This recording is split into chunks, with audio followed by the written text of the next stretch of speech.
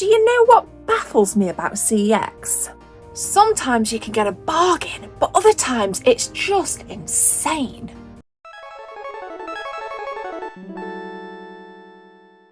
I know, crazy.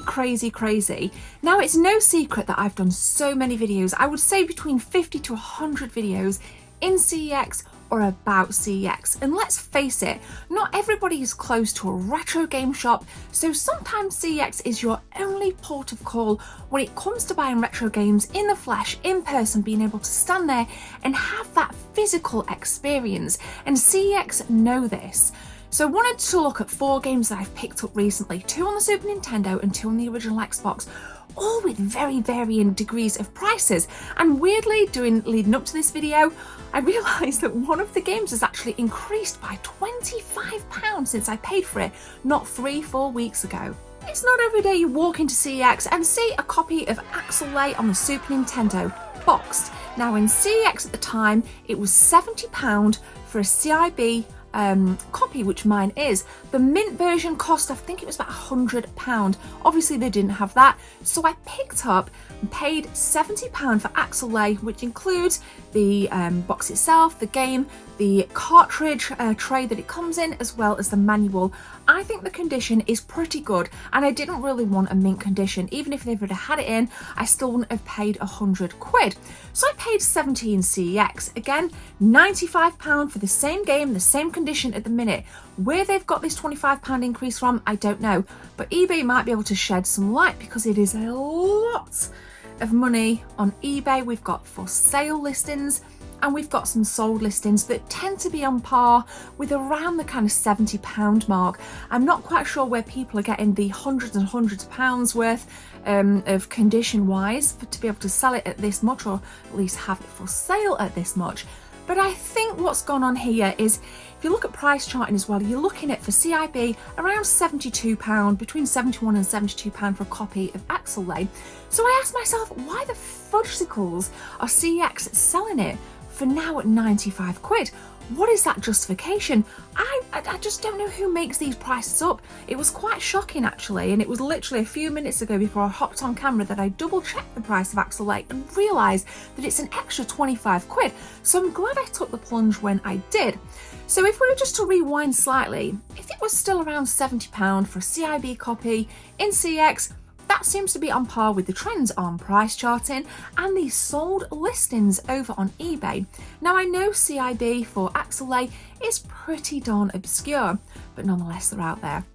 And you don't see that in CEX. In fact, you very rarely see box Super Nintendo games, and if you do, it is the more common ones such as your F-Zeros, I don't know, F-Zero really is probably the only one I've seen the most of in my CEX travels.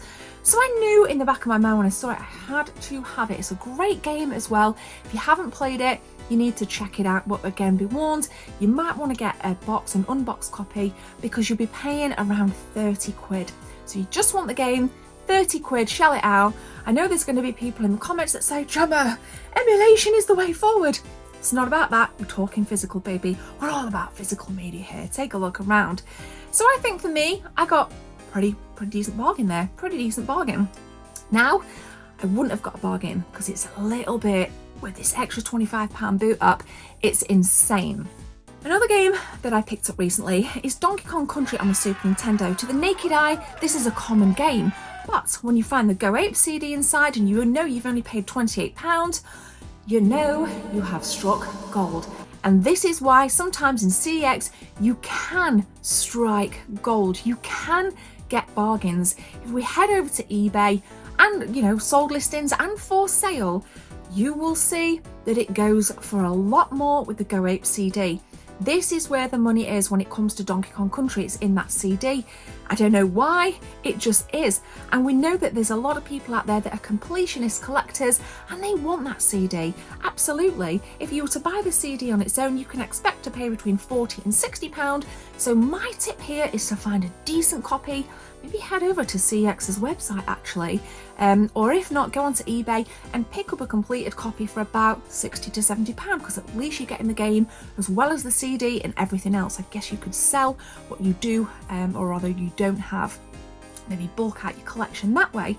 So this is a nice fine example of only paying 28 smackers and getting a gorgeous copy of the Donkey Kong Country. Now I've kept this variant because my other copy of Donkey Kong Country is signed by some of the key Rare developers at the time, including Kev Bayliss, who was commissioned to redesign Donkey Kong Country for Donkey Kong for Donkey Kong Country for the Super Nintendo. Of course, Donkey Kong Country existed before, but Nintendo wanted a character model to fit DKC on the Super Nintendo, and Kev Bayliss managed to meet him this year. Lovely guy.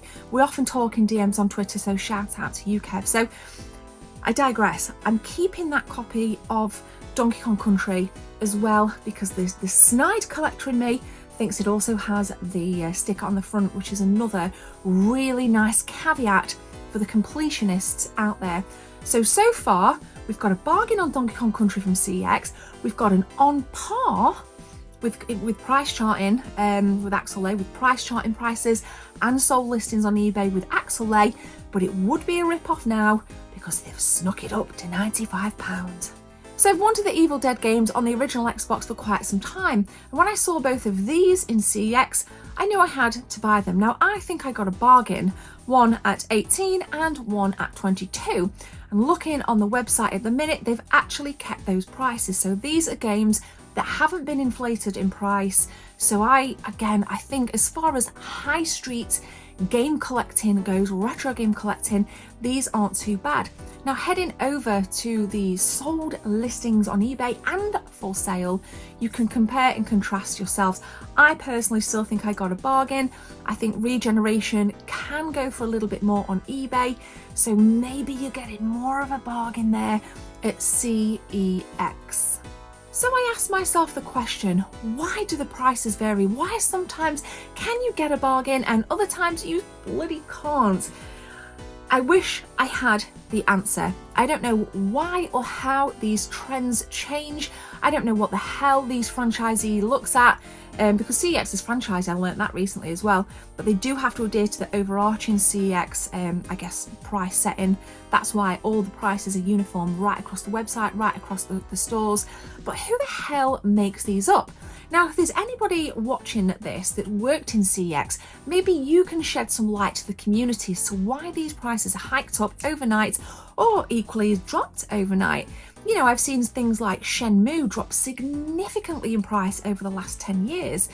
Why? I don't know, maybe it's just more common, more in circulation.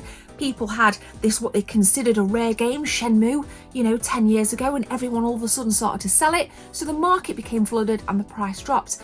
That's just shooting in the dark there. Maybe you can shed some light on how it works at CEX, because I would love to know. Another thing that I had recently, about 2-3 months ago, was the Donkey Kong 64 set on the N64, which I picked up for £225. They sneakily took the freaking game out and I had to pay for that separately. That was an absolute joke. I think that was a very underhand tactic when somebody would have bought that in and sold it as is. They even told me that it was sold as a full unit, a full kit, and they took the game out of it. They did that and they sold the game for £20, and I think it was £200 on the N64 itself, if I get my memory right. But it was a beautiful kit and a beautiful variant. And again, looking on eBay, I got a bargain on that console variant. It was a great moment. I documented the whole thing in an episode, which I'll link if you want to see it happen organically and naturally.